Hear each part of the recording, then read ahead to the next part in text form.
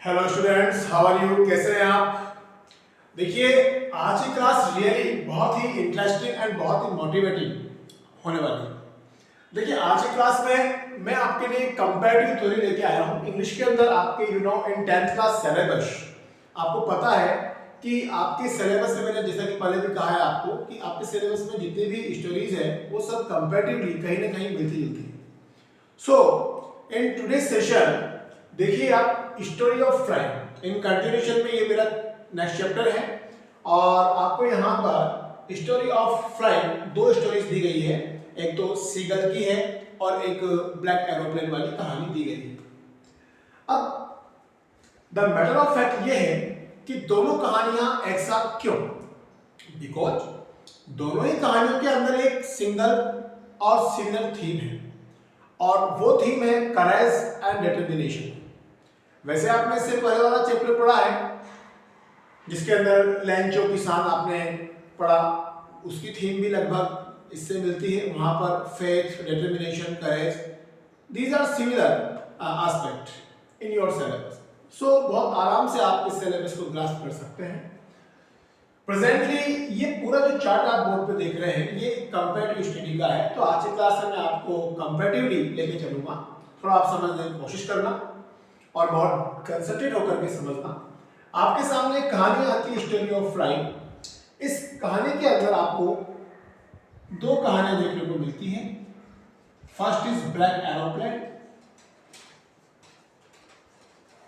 And second is young seagull, right?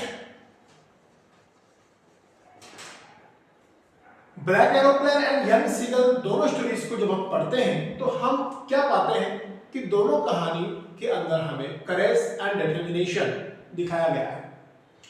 यहां पर एक सीगल है जो उड़ने से डरती है। इसकी मदर इसको काफी टेम्प्ट करती है, इसको इसके ब्रदर एंड सिस्टर, फादर, पूरी कंप्लीट फैमिली इसको इसके घर से बाहर निकालने के लिए, बाहर बुलाने के लिए, ताकि ये फ्राई कर पाए। लेकिन एक प्रकार का डर इसके अंदर कहीं ना कहीं छिपा रहता है, इसकी वजह से ये आगे नहीं बढ़ पाती है। जैसे एक बच्चा होता है तो छोटे बच्चे को हमें टेम्प्ट करना पड़ता है, आगे बढ़ाना पड़ता है। पेरेंट्स की रेस्पॉन्सिबिलिटी ये है कि उसको टेम्प्ट करें, आगे बढ़ने का चांस दे। तो ईच एंड एवरी चांस यहाँ पर इसके पेरेंट्स इसको देते हैं, बट कहीं ना कहीं डरती है। अपने घर से जब ये समुद्र की गहराई को देखती है तो वो डर इसको उड़ने से रोकता है।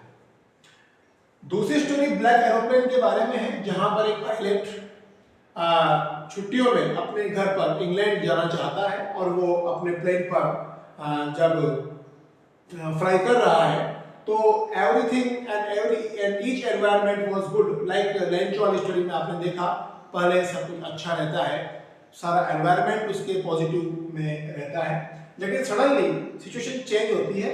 यहाँ पर भी ब्लैक एरोप्लेन में सिचुएशन चेंज होती है और पायलट को डेंस एंड स्टॉर्मी एनवायरनमेंट देखने को मिलता है। काले बादल उसको हर तरफ से घेर लेते हैं।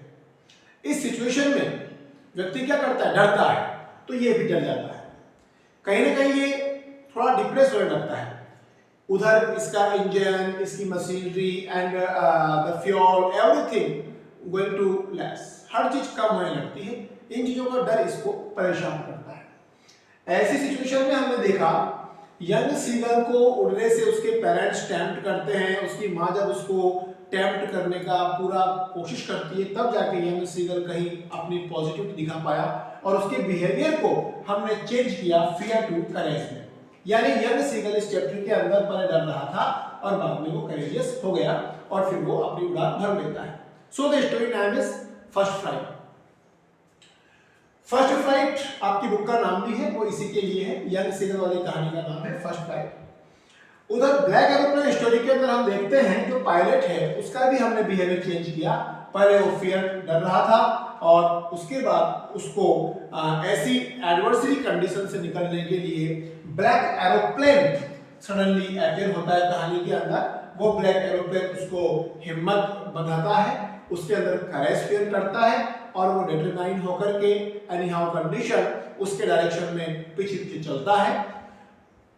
एनीवे इस कहानी के अंदर हमें एक क्वेश्चन अधूरे में छोड़ देता है कि द ब्लैक एरोप्लेन कहानी के अंदर सडनली आया वो रियल था या फेक था।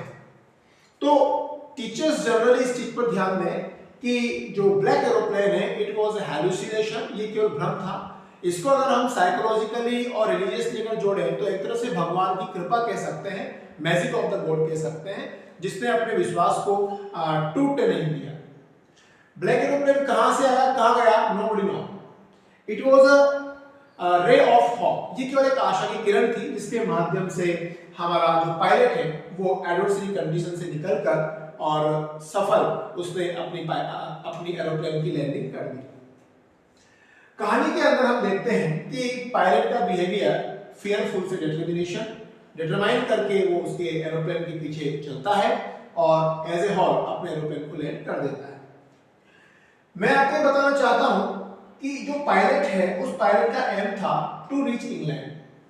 प्रॉब्लम क्या है बीच में, ब्लैक क्राउड, उसको कई सारे क्राउड्स ने घेरा, स्टॉर्मी एनवायरनमेंट हुआ and get God by faith and determination, और पायलट अपने विश्वास और अपने दृढ़ निश्चय से उस एडवर्सरी कंडीशन से निकल पाया।